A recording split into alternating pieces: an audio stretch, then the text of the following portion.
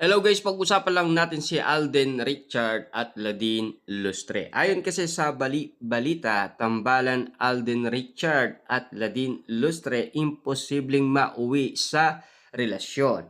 Ayon sa karagdagan balita, mukhang safe raw si Alden Richard kay Ladine Lustre kaya bet ng solid fans ng aktor ang tambalan nila sa isang bagong proyekto. Mukhang takot na ang fans na muling masaktan si Alden Richard kaya mas approve nila kung may jowa na ang magiging leading lady ng aktor sa serye o pelikula. Marami pa rin palang solid fans si Tisoy na hindi pa nakaka-get over sa nangyari sa Kat then team up matapos mag-eat ng bonggang-bongga ang Hello Love Again.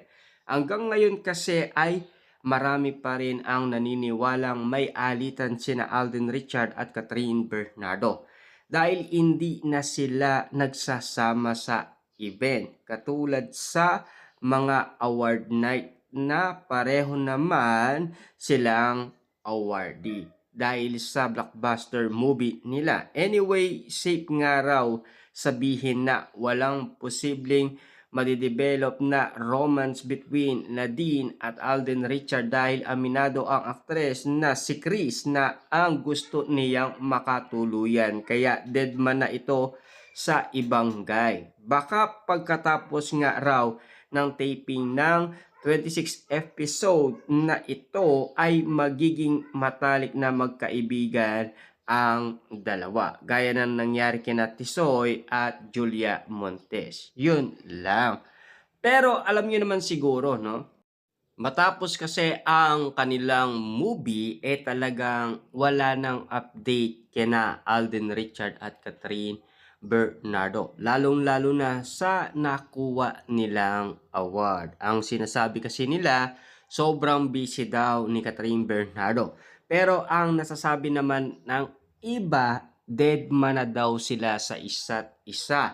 Pero ang iba naman, ang sinasabi kasi nila, parang na-turn off daw si Tisoy. Kasi last 2024, nangyari sa Christmas special dahil si Catherine Bernardo ay nakausap niya umano si Daniel Padilla. Kasi si Alden Richard, ang pagkakaalam natin, gusto niya pa rin magkaroon ng balikan ang dalawa, sina Catherine Bernardo at Daniel Padilla. Kaya umiiwas na lang siya sa sitwasyon na alam niya kasi na talagang 11 years ang kanilang relasyon. Siyempre, alam niyo naman siguro, hindi basta-basta susuko si Daniel Padilla kay Catherine Bernardo. Na alam niyo naman siguro, marami na rin tayong narinig last 2023. Inamin ni Daniel Padilla na hindi naman daw sila nagkaiwalay, di ba? Ang sabi niya, okay kami. Tapos na-interview naman siya about dun sa A Very Good Girl. Sinasabi niya, nobya niya. Pero maraming kumalat na balita patungkol umano sa sinasabi nila sa pamilya ni Daniel Padilla dahil nadadawit na nga naman kasi sila, 'di ba? Tulad ni Carla Estrada na may utang daw. At lalong-lalo na yung mga ari-arian umano ni na Daniel Padilla at Catherine Bernardo ay nagkasolian na daw. Lalong-lalo na yung unang tinayo na negosyo ng Katniel, parang wala na daw. Kaya nga naman kasi ang usap-usapan lalong lumalaki.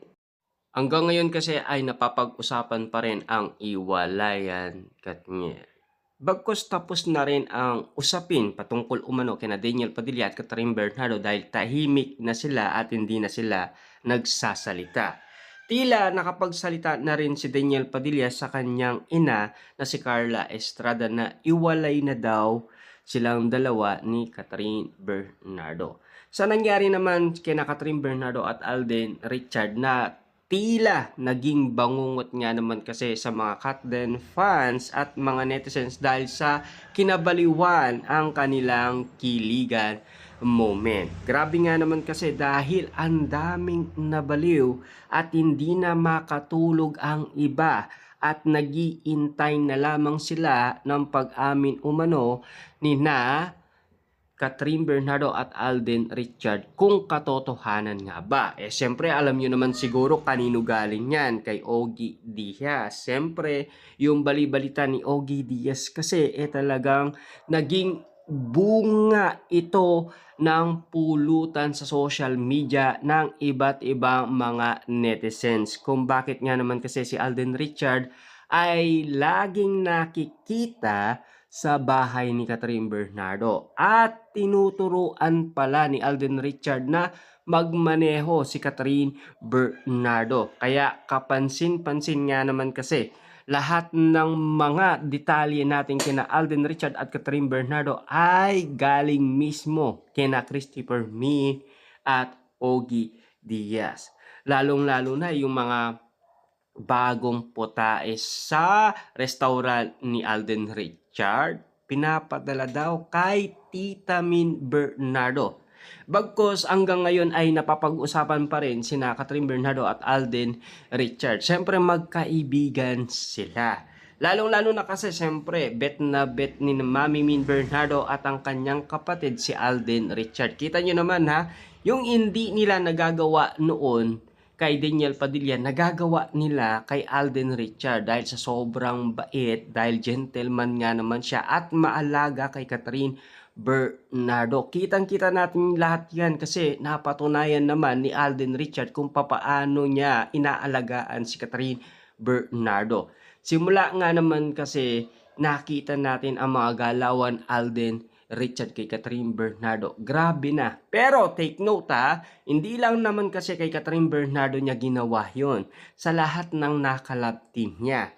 Hindi lang naman kalab team, kahit sa mga kaibigan niya ay ginagawa yan ni Alden Richard. Ganyan kasi si Alden Richard kabait umano sa mga taong basta't mabait din sa kanya at sumusuporta sa kanya. Si Alden Richard kasi alam nyo naman siguro ang pagkatao niyan.